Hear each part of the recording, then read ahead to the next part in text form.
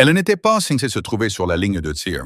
Elle s'était portée volontaire pour une courte rotation dans l'Arctique afin de faire une surprise à son mari pour leur 8e anniversaire de mariage. Un sac de farine dans son sac marin, une bague en argent dans sa poche, juste une infirmière débutante en visite dans une base gelée en Alaska. Puis la première explosion a frappé le périmètre nord. Des opérateurs étrangers ont coordonné l'opération avec professionnalisme. En quelques minutes, la tour radar était détruite.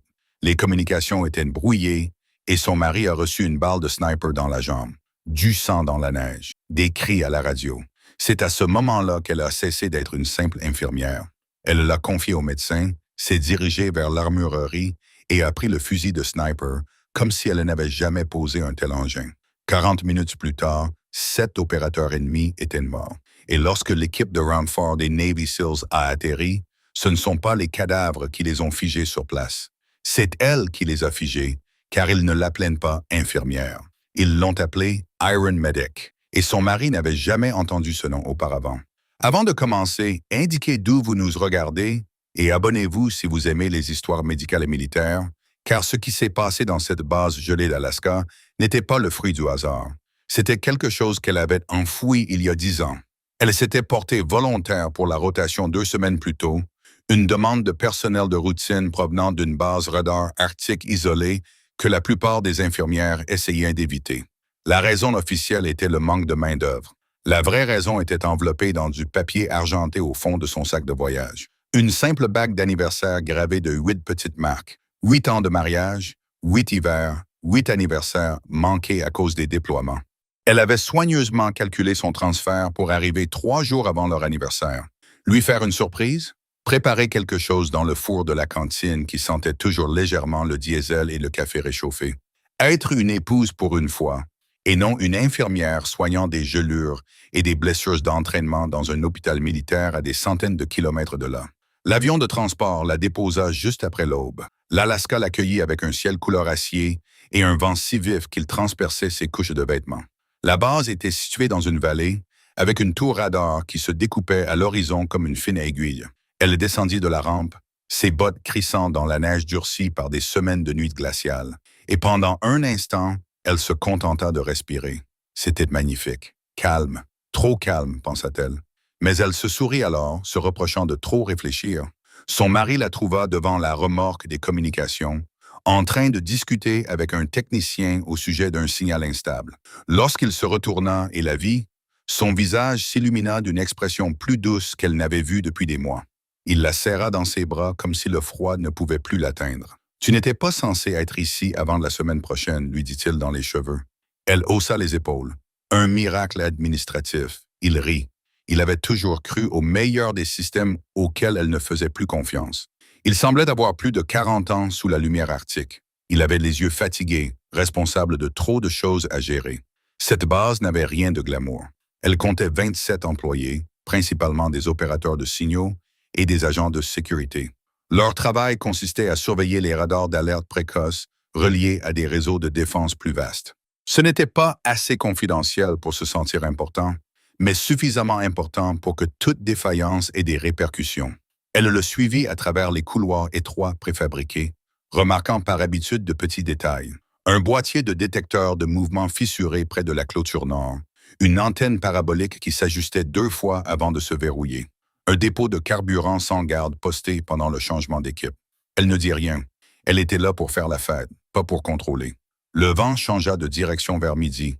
Elle le sentit avant que quiconque ne le mentionne. Une légère baisse de température et un changement de pression qui rendait l'air plus rare. Dans la cantine, elle se servit un café qui semblait avoir été infusé 3 heures de trop. De l'autre côté de la pièce, 2 soldats discutaient d'un problème technique dans le périmètre de sécurité. « Probablement des animaux sauvages », dit l'un d'eux. « Ça fait toute la semaine que ça se déclenche. » Elle regarda par la petite fenêtre givrée en direction de la crête nord. La neige recouvrait lourdement les arbres.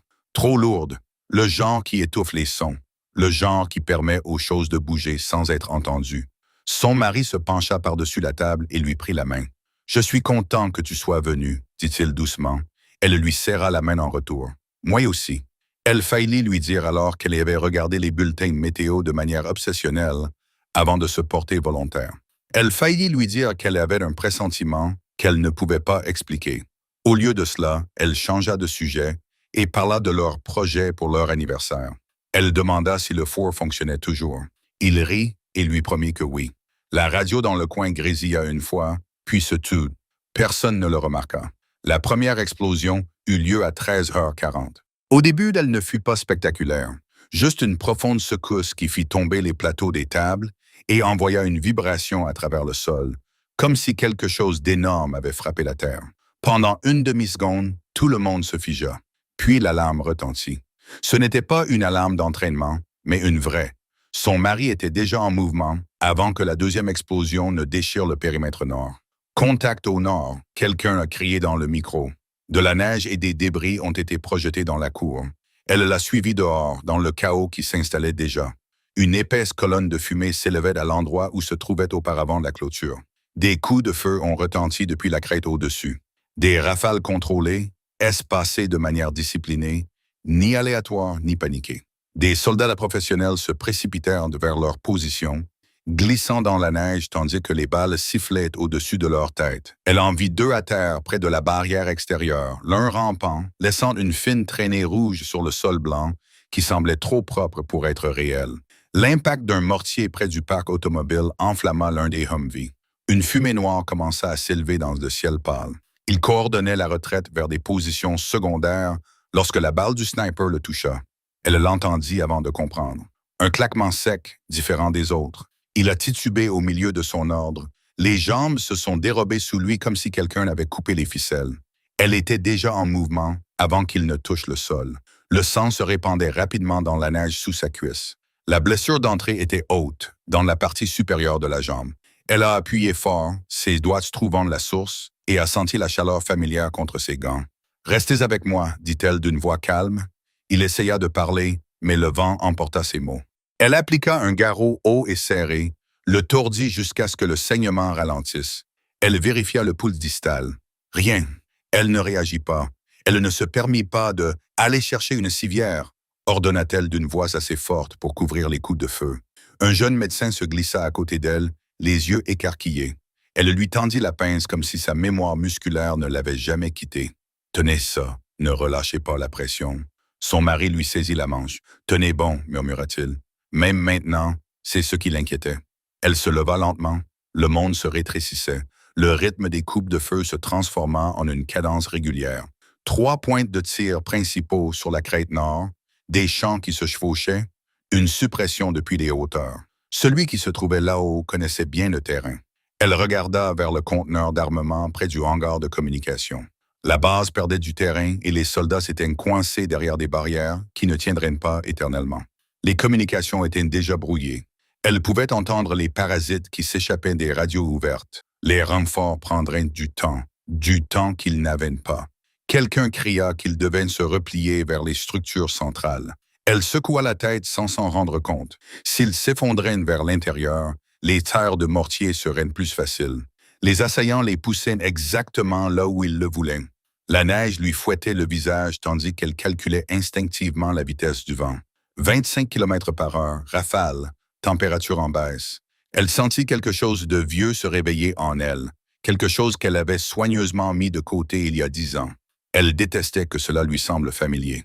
À l'intérieur de l'arsenal, les murs d'acier résonnaient des concussions lointaines. Un fusil partiellement démonté était accroché à un râtelier, un M110 utilisé pour les exercices de surveillance du périmètre. Elle le prit sans cérémonie. Elle vérifia le verrou, vérifia la chambre, remonta les pièces avec des mains efficaces. Un jeune sergent la regardait fixement. « Madame, ce n'est pas l'équipement standard pour le personnel médical. » Elle ne répondit pas. Elle monta la lunette, serra les vis avec une précision rapide et passa le fusil en bandoulière. « Où allez-vous » demanda-t-il. Elle regarda derrière lui vers la crête sud, plus basse que celle du nord, mais offrant un angle étroit. « Je vais vous faire gagner du temps » répondit-elle. Il hésita une seconde avant d'acquiescer. Les tirs à l'extérieur s'intensifièrent. Les impacts de mortier se rapprochaient. La tour radar de la base clignota, puis s'éteignit. La neige et la fumée se confondaient en un rideau gris qui effaçait toute profondeur et toute distance. Elle courut à ras du sol à travers le terrain découvert tandis qu'une escouade tirait pour couvrir sa progression. Les balles sifflaient derrière ses bottes, mais elle ne se retourna pas. La crête sud était recouverte de glace, l'obligeant à ramper à quatre pattes jusqu'à ce qu'elle trouve une étroite corniche à mi-hauteur. Elle se laissa tomber à plat ventre, dégageant la neige avec son avant-bras, respirant calmement malgré le chaos en contrebas. À travers la lunette, la crête nord apparaissait clairement. Là, le tireur d'élite était partiellement caché derrière des arbres tombés. Elle calcula rapidement la distance, 630 mètres, ajusta en fonction de la dérive du vent et de la densité de l'air froid. Les calculs se succédaient sans effort conscient. Elle expira lentement et sentit le calme d'autrefois s'installer sur ses épaules comme un manteau qu'elle pensait avoir jeté. En dessous d'elle, la base était sur le point de s'effondrer. Un autre obus de mortier frappa près du dépôt de carburant. Les soldats criaient les uns sur les autres, ne sachant pas s'ils devaient avancer ou battre en retraite. Son mari était chargé sur une civière, le visage pâle contre la neige. Elle centra le réticule sur la silhouette du mitrailleur et attendit la pause entre les rafales, qu'elle savait inévitable après une salve. 7 coups, 8 pauses. Elle relâcha la gâchette et appuya. Le fusil crépita à travers la vallée et toute la bataille bascula. Mais elle ne savait pas encore que 40 minutes plus tard, lorsque les hélicoptères de la marine arriveraient et que l'équipe SEAL entrerait dans cette cour gelée, ils ne regarderaient pas les corps sur la crête. Ils la regarderaient elle. Le premier coup ne résonna pas comme la plupart des gens imaginent le tir d'un sniper. Dans l'air arctique, il résonna de manière aiguë et plate, puis disparut dans le vent comme s'il n'avait jamais existé. À travers la lunette, elle vit le mitrailleur de surveillance sursauter en arrière, la mitrailleuse glissant sur le côté de son support. Pendant une fraction de seconde, rien ne se passa. Le reste des assaillants continuaient à tirer, ignorant que leur point d'ancrage venait de disparaître. Puis le rythme changea. La suppression faiblit. Les rafales perdirent leur synchronisation. La zone de tir se relâcha en contrebas. Les soldats le sentirent avant de le comprendre. Les têtes qui avaient été clouées au béton gelé se relevèrent d'1 centimètre. Quelqu'un cria « Ils sont décalés ». Elle ne sourit pas. Elle ne ressentit pas de triomphe. Elle actionna la culasse et trouva la cible suivante. La deuxième cible était plus bas sur la crête, partiellement dissimulée derrière un rocher et une congère. Le chef de l'équipe de tir a en jugé par les signaux qu'il avait faits avant que le chaos n'engloutisse la structure. Il se leva pour se repositionner, cherchant la source du tir qui venait de briser leur domination. Ce fut son erreur. Elle le guida d'une demi-longueur de corde dans le vent. Ben tint compte de la dérive qui avait augmenté de 3 km par heure depuis le dernier calcul et appuya à nouveau sur la détente. Il s'effondra à mi-chemin, tombant dans la blancheur qui l'engloutit rapidement.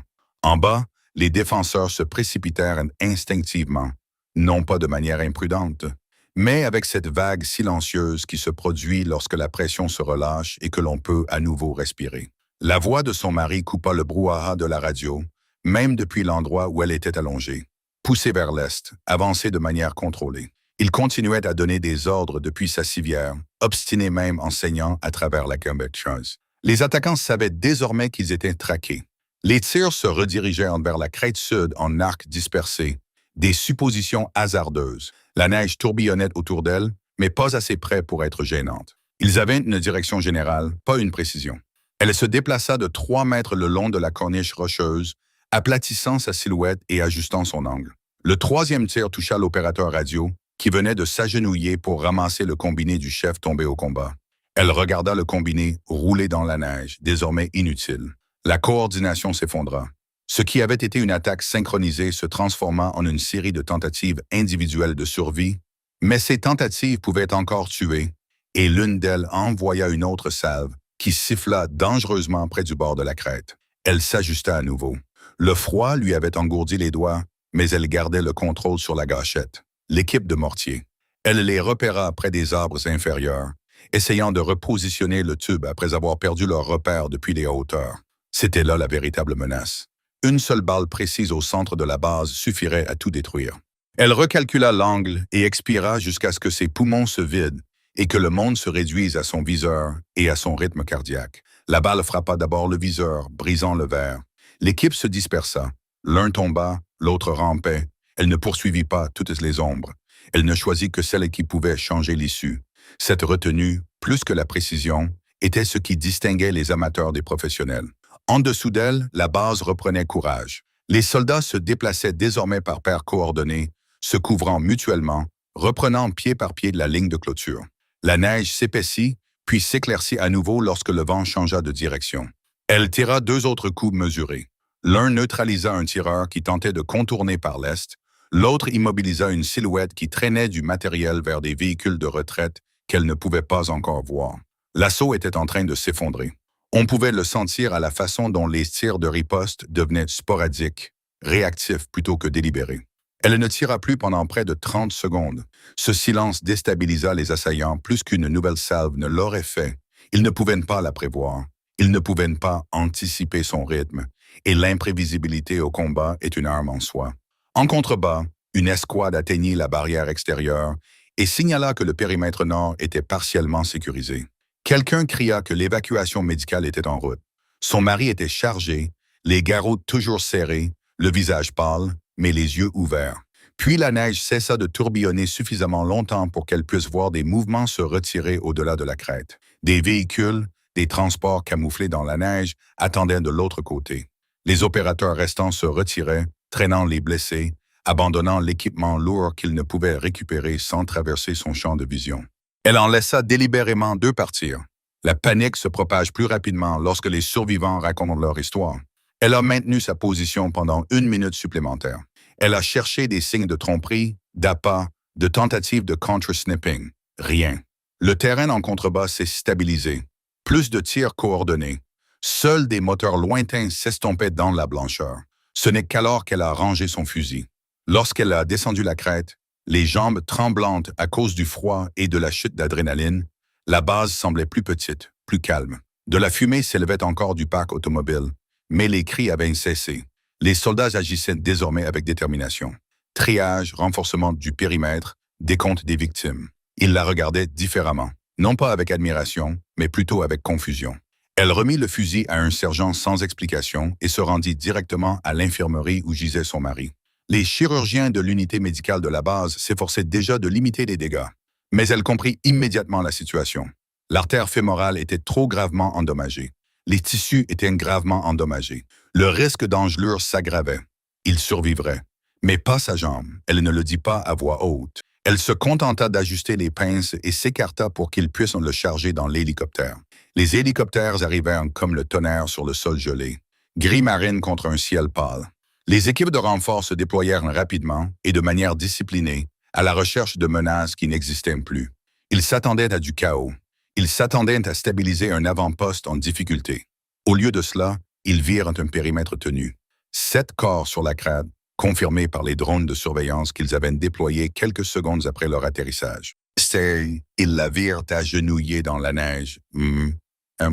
Les mains fermes sur la poitrine d'un soldat blessé, nouant des sutures comme si c'était le seul métier qu'elle ait jamais connu. L'un des chefs de l'équipe SEAL s'arrêta net, non pas à cause des morts, mais à cause de sa posture.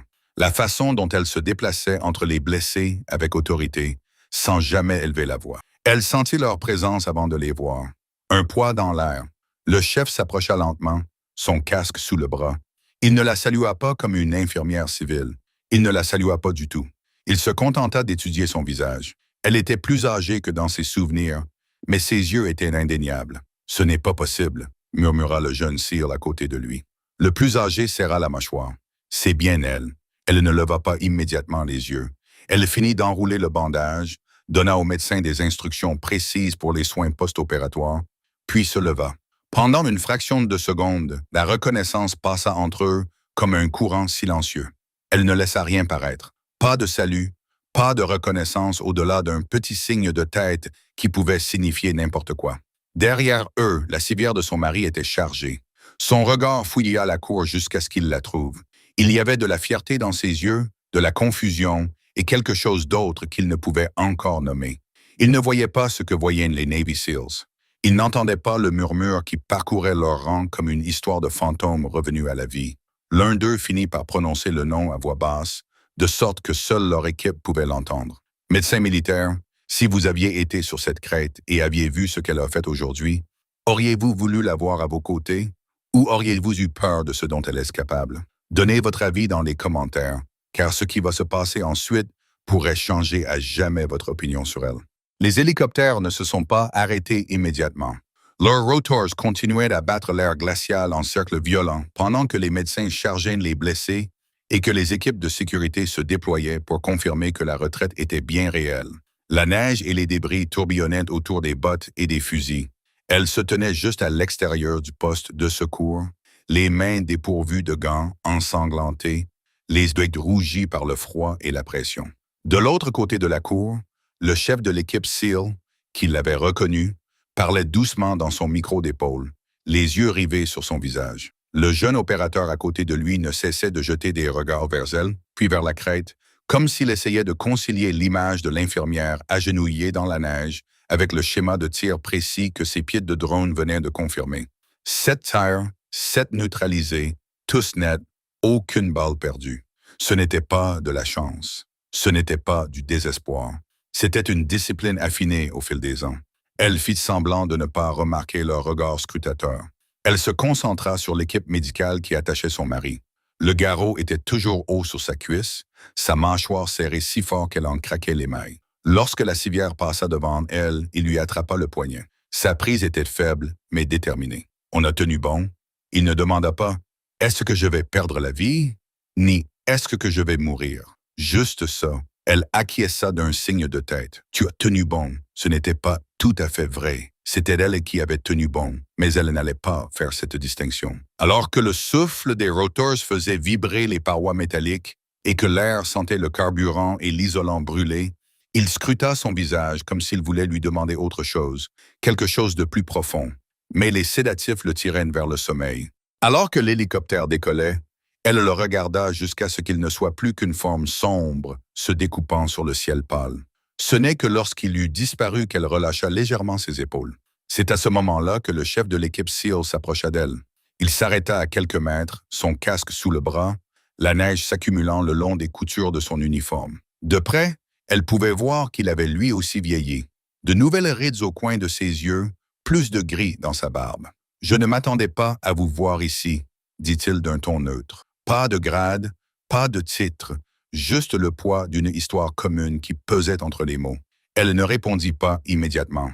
Autour d'eux, les soldats déplaçaient des débris et vérifiaient leur équipement, faisant semblant de ne pas écouter. « Je ne m'attendais pas à être ici », répondit-elle enfin.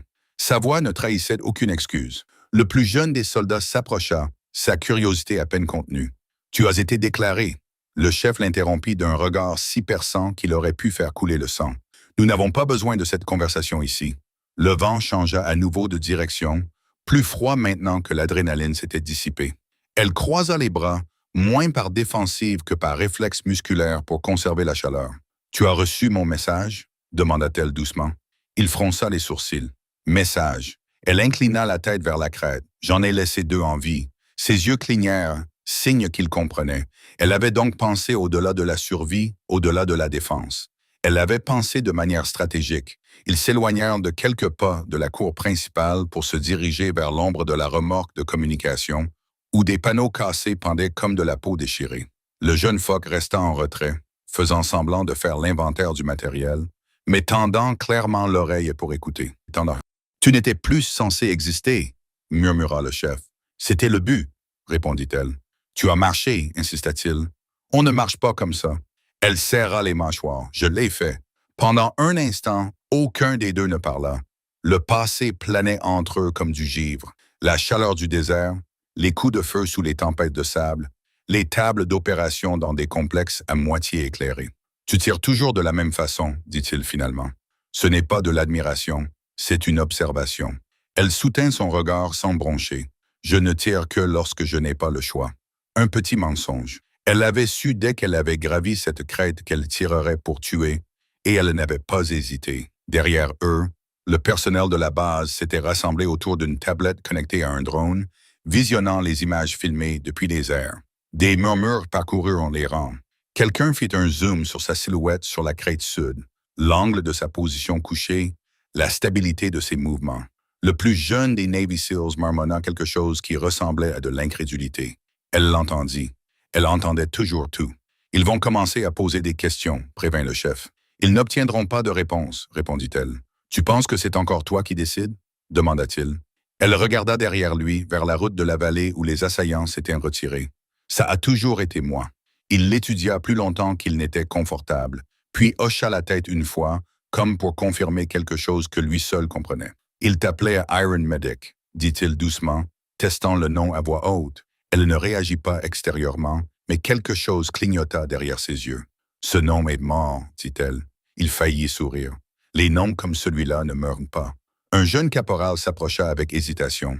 Madame, monsieur, le commandement veut un rapport complet de la part de celui qui a tiré les coups de surveillance. Le regard du caporal se posa sur son fusil, toujours appuyé contre le conteneur de l'armurerie.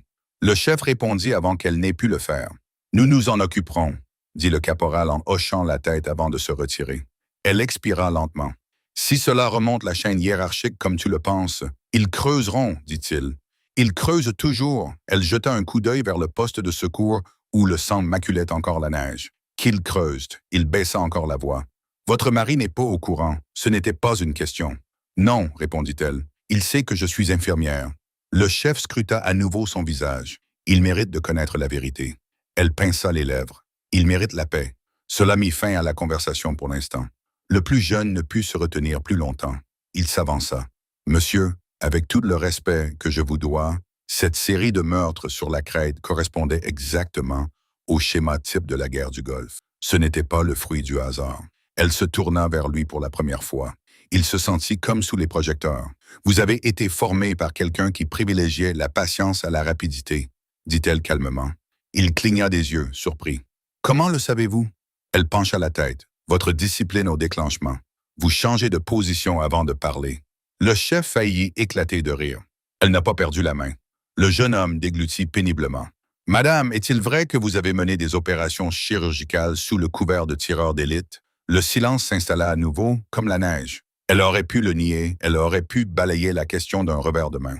Au lieu de cela, elle ne dit rien, ce qui était une réponse suffisante. Le commandement les appela dans la remorque endommagée pour un rapport préliminaire.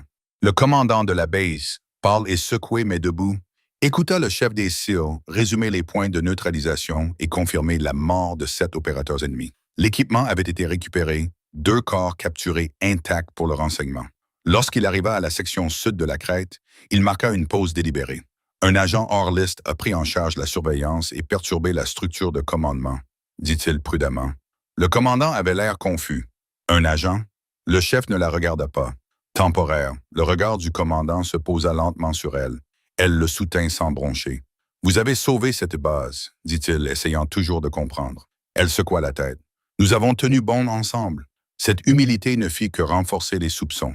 À l'extérieur, le jeune SEAL consulta les informations satellites, confirmant que les attaquants étaient liés à des agents de reconnaissance étrangers qui sondaient les installations de défense de l'Arctique. Ce n'était pas le fruit du hasard.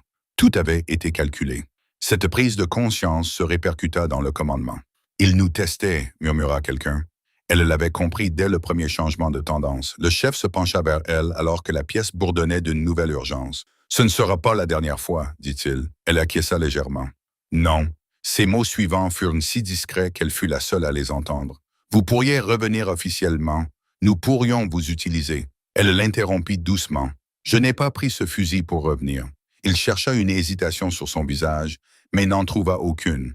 Alors que le crépuscule commençait à tomber sur la vallée, les hélicoptères revinrent avec des nouvelles de l'hôpital régional. Son mari était stable.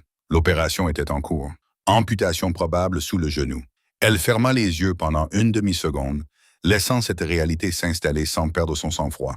Quand elle les rouvrit, l'équipe SEAL se préparait à partir. Le plus jeune opérateur s'attarda, la regardant toujours comme si elle était un personnage légendaire dont il n'avait entendu parler que dans les récits d'entraînement. Le chef s'approcha une dernière fois. « Ils vont demander confirmation », prévint-il à propos d'Iron Medic. Elle soutint son regard calmement. « Alors dites-leur qu'elle est restée morte. » Il hésita. Pour la première fois depuis l'atterrissage, l'incertitude traversa son visage. « Et si elle ne le faisait pas ?» demanda-t-il. Elle ne répondit pas. Car à ce moment précis, l'un des drones capturés détecta une nouvelle signature thermique se formant sur la crête lointaine. Et la bataille qu'il pensait terminée n'était peut-être pas terminée du tout. La signature thermique clignota une fois sur la tablette du drone, puis se précisa en 3 formes distinctes, se déplaçant le long de la crête lointaine, sans battre en retraite, se regroupant. La base s'était détendue trop rapidement. Elle le vit dans la posture des gardes du périmètre, dans la façon dont les fusils s'étaient abaissés d'1 pouce. Le chef de l'équipe SEAL le vit aussi. Ils ont laissé un élément à l'arrière, marmonna-t-il. Le jeune opérateur jura entre ses dents. Si ces trois-là parvenaient à se mettre en position de tir, alors que la base était en partie en cours de réinitialisation, la deuxième vague serait pire que la première. La neige se remettait à tomber, le vent faiblissant juste assez pour que le son pote clairement. Elle n'attendit pas d'ordre officiel.